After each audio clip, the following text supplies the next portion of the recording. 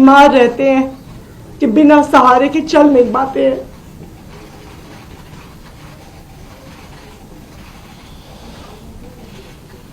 देखिए, election announce होने के बाद भी करीब 10 दिन तक वोटर एडिशन डिलीशन की प्रक्रिया चलती है।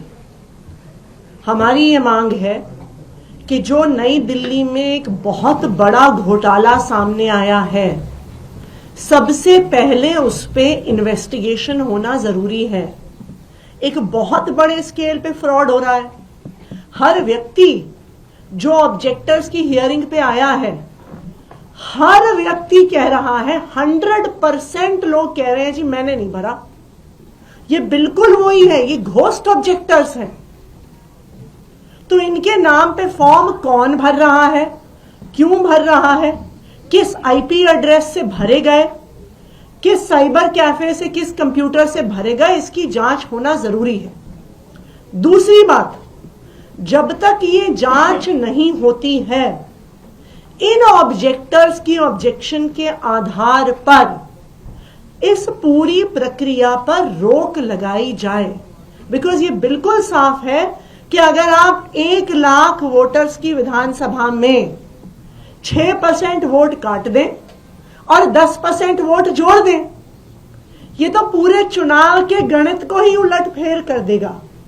तो ये बिल्कुल क्लियर कट कॉन्स्पिरेसी है अरविंद केजरीवाल जी के चुनाव में हेर फेर करने की, और इसीलिए हमने चीफ इलेक्शन कमिश्नर से इसके लिए समय मांगा है। आपसे 2 सवाल हैं। क्या इस मामले को आप लोग कोर्ट भी ले जा सकते हैं? क्या ये आपके पास ऑप्शन है? क्योंकि काजी के जो प्रत्याशी बीजेपी ने बनाए हैं, उन्होंने कल जिस तरीके की टिप्पणी की है उसको आपने भी सुना होगा। किस तरीके से आप उसे देखते हैं और क्या आपकी प्रतिक्रिया है?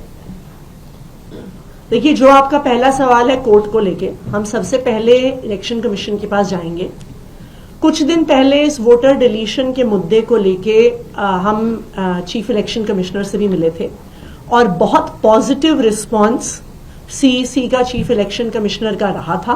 और उन्होंने उसके बाद ये आदेश पारित किए थे कि किसी भी वोटर डिलीशन की जब फील्ड वेरिफिकेशन होती है तो सब पार्टी के प्रतिनिधियों को बताया जाएगा और वो चुनाव अधिकारियों के साथ इंस्पेक्शन के लिए जाएंगे। उन्होंने दूसरा भी एक आदेश पारित किया था कि अगर किसी भी बूथ से 2% से ज्यादा वोट काटे जा रहे हो या अगर कोई एक व्यक्ति 5 से ज्यादा ऑब्जेक्शन लगा रहा हो, तो जो भी ईआरओ है वो खुद जाकर पर्सनली उसको फिजिकली वेरीफाई करेगा।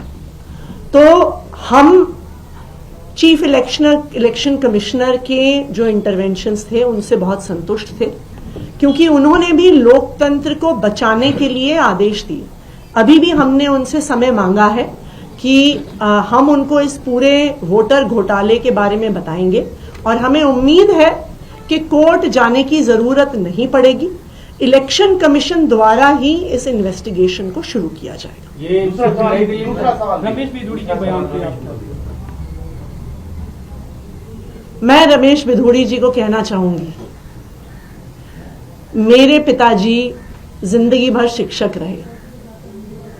उन्होंने दिल्ली के हजारों गरीब लोअर मिडिल क्लास परिवार से आने वाले बच्चों को पढ़ाया।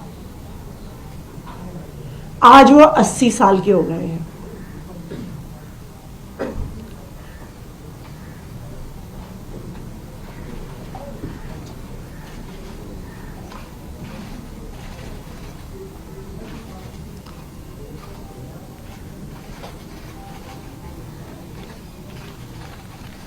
वो इतने बीमार रहते हैं कि बिना सहारे के चल नहीं पाते हैं।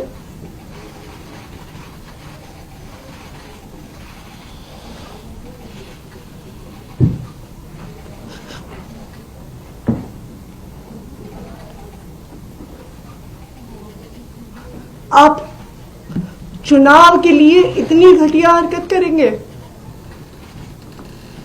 कि ऐसे बुजुर्ग व्यक्ति को गालियां देने पे उतर आएंगे?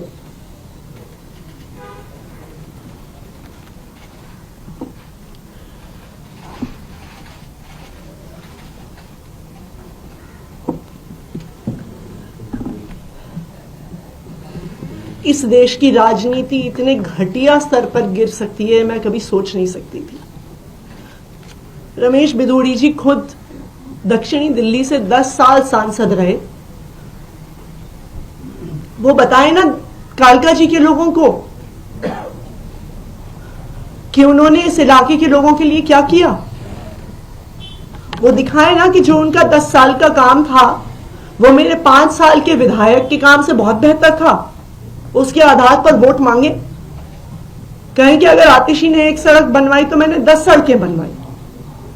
आतिशी ने अगर 100 सीसीटीवी कैमरा लगवाए तो मैंने 1000 सीसीटीवी कैमरा लगवाए।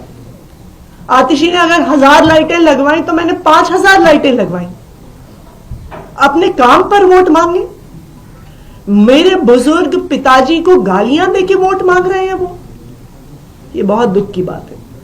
राघव जी, आपने 2 बातें कही। एक, आपने तफसील से बताया कि आपने 4-5 ऑप्शन दिए थे चुनाव आयोग को, उन्होंने एक भी नहीं मांगा। दूसरी तरफ आपने बताया कि हियरिंग हुई, उसमें लोग आए और उन्होंने बोला कि हमने